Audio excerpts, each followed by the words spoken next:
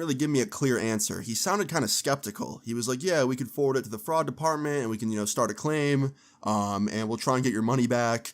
But he didn't seem like it was 100%. It seemed like this was not going to be a guarantee and I might be screwed out of this money. But I went through with it anyway. I told him to forward it to the fraud department, and they also froze my checking account so no more checks could be written out or any more, money could leave, which was good.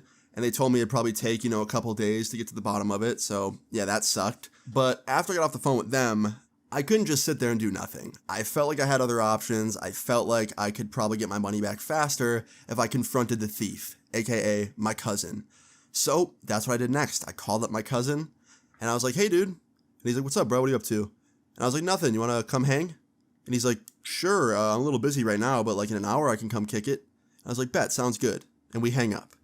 Now, I'm sitting there furious, right? Like, I didn't know how I was going to handle him coming to my house, but I knew that I had to confront him and work on getting this money back. So I waited the hour, and then finally he was on the way to my house. He texted me and said he was on the way, that he'd be there in like 15 minutes.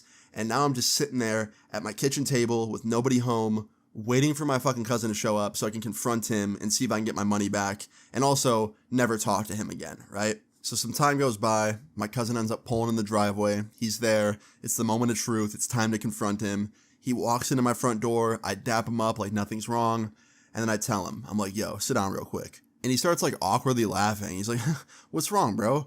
And I was like, "Just sit down." He's like, "All right." So he sits down, and I was like, "You want anything to drink?"